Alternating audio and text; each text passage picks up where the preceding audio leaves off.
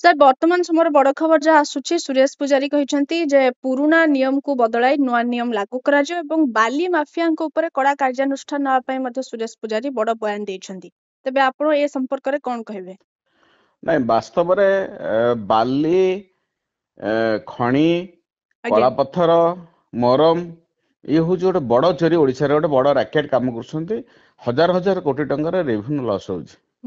ନିର୍ବାଚନ ପୂର୍ବରୁ ଏ ପ୍ରସଙ୍ଗ ଆମେ ବାରମ୍ବାର ଉଠେଇଥିଲୁ ଯେ ସିଷ୍ଟମେଟିକାଲି କେମିତି ନବୀନ ପଟ୍ଟନାୟକ ସରକାର ଏ ସବୁ ଚୋରି ଚାଲିଛି ଏବଂ ହଜାର ହଜାର କୋଟି ଟଙ୍କା ରାଜସ୍ୱ କ୍ଷତି ହେଉଛି ଏବଂ ବିଜେଡି ଲୁଟେରା ମାନେ କୋଉଭଳି ଭାବରେ ଓଡିଶାକୁ ଲୁଟୁଛନ୍ତି। ତେଣୁକରି ନୂଆ ସରକାର ଆସିଲେ आज्ञा ଆମେ ନୂଆ ସରକାର ଆସିଲା ପରେ ବି ଆମେ ବି ଦାବି କଲୁ ଯେ ସରକାର ତୁରନ୍ତ ଏଇ ଯୋଉ ବ୍ଲାକ୍ ଷ୍ଟୋନ ମରମ ବାଲି ଆର କେମିତି ପ୍ରପରଲି ମ୍ୟାନେଜମେଣ୍ଟ ହେଇପାରିବ, ପ୍ରପରଲି ଓପନ ଅକ୍ସନ କରାଯାଏ, ଲିଜ୍ ଦିଆଯିବ ଏବଂ ସରକାର ଏଠୁ ରେଭିନ୍ୟୁ ଏଥିରୁ ଜେନେରେଟ କରିବେ, ଚୋରି आज्ञा ବନ୍ଦ ହବ। ତେଣୁ ଏପର୍ଯ୍ୟନ୍ତ ହେଲାଣି ମଧ୍ୟ ବି ସରକାର ଏ କ୍ଷେତ୍ରରେ ଏମିତି ଆଖି ଦୃଶିଆ କୌଣସି ପଦକ୍ଷେପ ଗ୍ରହଣ କରିନାହାନ୍ତି। ଯେମିତି ଚୋରି ଚାଲିଥିଲା ଏବେ ବି ଆପଣ ଦେଖିବେ ଯାଜପୁର ଠାରୁ ଆରମ୍ଭ କରି କେଉଁଝର ପର୍ଯ୍ୟନ୍ତ ଗଞ୍ଜାମ ଜିଲ୍ଲା ପର୍ଯ୍ୟନ୍ତ ସବୁ ଜାଗାରେ ଏଭଳି ଭାବରେ ଚୋରି ଚାଲିଛି, ମାଫିଆ ମାନେ ତାଙ୍କ ରାଜତ୍ୱ ଚଳେଇଛନ୍ତି। ତେଣୁକରି ଡେରି ହେଲେ ମଧ୍ୟ ଯେହେତୁ ରାଜସ୍ୱ ମନ୍ତ୍ରୀ କହିଛନ୍ତି ପଦକ୍ଷେପ ନିଆଯିବ ବୋଲି, ତେଣୁ ଆମେ ଆଶା କରୁଛୁ ସେ ଏ ସମ୍ପର୍କରେ ତୁରନ୍ତ ପଦକ୍ଷେପ ଗ୍ରହଣ କରିବେ ଏବଂ ବାଲି ଚୋରିଟାକୁ ବନ୍ଦ କରିବେ। कहीं बाली କିନ୍ତୁ चोरी आज्ञा କୁହନ୍ତୁ कुहतु ବାଲି ଚୋରିଟାକୁ ବନ୍ଦ କରିବେ। କିନ୍ତୁ ଆମେ ଦେଖି ଆସୁଛୁ ଯେ ସରକାର ବହୁତ ସମୟରେ କହୁଛନ୍ତି ତଦନ୍ତ ହବ, କାର୍ଯ୍ୟାନୁଷ୍ଠାନ ଗ୍ରହଣ କରାଯିବ, ବନ୍ଦ ଚୋରି ବନ୍ଦ କରାଯିବ, କିନ୍ତୁ ବିଶେଷ ଭାବରେ ସେଟା ପର୍କୁଲେଟ ହଉନି ବିଭିନ୍ନ ସ୍ତରରେ ଯୋଉ ଜାଗାରେ ଚୋରି ହଉଛି। ତେଣୁ ସେ ଦୃଷ୍ଟିରୁ ସରକାରଙ୍କର କମିଟମେଣ୍ଟ ଏଇ ଚୋରି ସବୁ ବନ୍ଦ କରିବା ପାଇଁ ସରକାର କେତେ କମିଟମେଣ୍ଟ ସେଇଟାକୁ ବର୍ତ୍ତମାନ ସରକାର ପାଇଁ ଗୋଟେ ଆହ୍ୱାନ, ସରକାର ତାକୁ ପ୍ରମାଣିତ କରନ୍ତୁ। सर सरकार कहीं एपर्यंत आपण कहते बीजेडी सरकार समय स्वर उठाई पुणी वर्तमान समय बीजेपी सरकार आसी नुआ करी राज्य रे कहीं से यही सब अनैतिक कार्य को कहीं बंद करा जाउनी? ଆମକୁ ସେ ଆଶ୍ଚର୍ଯ୍ୟ ଲାଗୁଛି। ଆପଣଙ୍କର ଯୋଉ ପ୍ରଶ୍ନ ଆମର ବି ସେଇ ପ୍ରଶ୍ନ। ସରକାର କ୍ଷମତାକୁ ଆସିଲା ପରେ ଏଇ କାମ ଗୁଡାକ କିଭଳି ଭାବରେ ଚୋରି ବନ୍ଦ ହବ, ନିୟମିତ ଲିଜ୍ ଦିଆଯିବ, ଓପନ ଅକ୍ସନ ହବ, ଏଥିରୁ ରାଜସ୍ୱଟା ଠିକରେ ଆସିବ, ହରଲୁଟ ହବନି, ଏ କ୍ଷେତ୍ରରେ ସରକାର ପଦକ୍ଷେପ ତୁରନ୍ତ ନେବା ଦରକାର। କିନ୍ତୁ ଆସି ପ୍ରାୟ 8 ମାସ ହେଇଗଲା ଏପର୍ଯ୍ୟନ୍ତ ବି କୌଣସି ଆଖି ଦୃଶିଆ ପଦକ୍ଷେପ ସରକାର ନେଇପାରି ନାହାନ୍ତି। ପୁଣି ବର୍ତ୍ତମାନ ମନ୍ତ୍ରୀ କହିଛନ୍ତି ନିଆଯିବ ବୋଲି, ସରକାର ବାଲି ଚୋରି ରୋକିବେ ବୋଲିକା। ତେଣୁକରି ଦେଖାଯାଉ ସରକାର କଣ କରୁଛନ୍ତି, ଆମକୁ ହିଁ ଅପେକ୍ଷା କରିବାକୁ ପଡିବ। तेबे बीजेडी सरकार गला बीजेपी सरकार भी आमे देखिबा अपेक्षा करिबा से बाली माफिया को ए अनैतिक कार्य बंद करूछंती कि नाही। ଆମେ ବର୍ତ୍ତମାନ ସେଇଟା ହିଁ ଅପେକ୍ଷା କରିବା।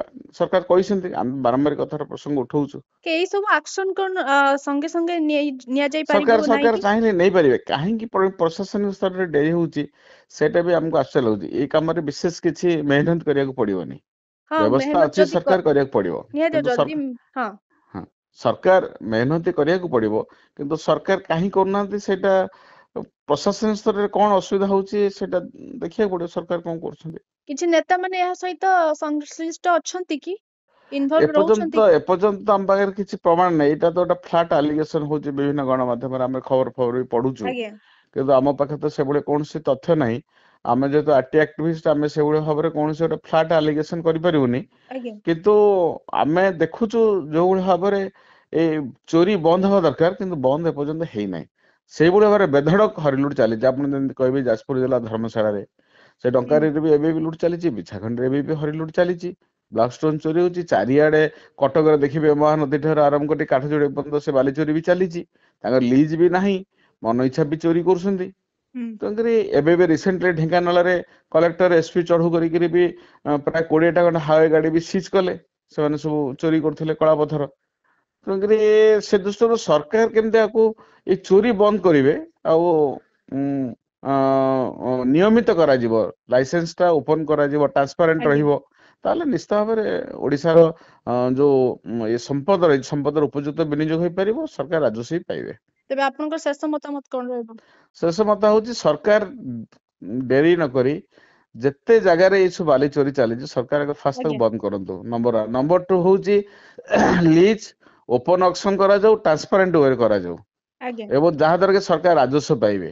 ଏବଂ ଯେତେବେଳେ ଯୋଉଠି ଜାଗାରେ ଲିଜ୍ କାମ ଲିଜ୍ ନଉଛନ୍ତି ଯୋଉମାନେ ଏବଂ ସେମାନେ ଖନନ କରୁଛନ୍ତି, से जगह सरकार मॉनिटरिंग करंतु बहुत जगह मॉनिटरिंग होनी तल स्तर अधिकारी माने दुर्नीति भी संपृक्त रहउछंती ओपर लेवल मॉनिटरिंग हे परुनी तेणुक आपको केमती प्रॉपर्ली नियम से जब आवश्यक पड़ुଛି सरकार कर्मचारी नियुक्त करिया सरकार भी कर्मचारी भी नियुक्ति करंतु जहा द्वारा कि चोरी बंद हो पारिबो तापर जते कि लीज दिया जाउची से लीज दबार आवंटन रे सरकार ट्रांसपेरेंट मेंटेन करंतु जहा आज्ञा द्वारा कि धराधरी डकायती एगुड़ा सब बंद हो पारिबो एवं राजकोष को टंका सरकार राजकोष को अर्थ आसीबो तबे बहुत कहि अर्थ परिबा आसीबो सरकार जहाँ भी फैक्टर अछि एई सब कार्य को बंद करिया पे अनैतिक कार्य को से सब जदी सरकार स्ट्रेट एक्शन नियंती तबे ई सब कार्य गुड़िक जदी कहबा संगे संगे बंद हे ए पारिबो कथाटा ये सरकार भी जानी छथि ये हां जते बेले भी बीजेडी समय चलतला सेते बेले बीजेपी रो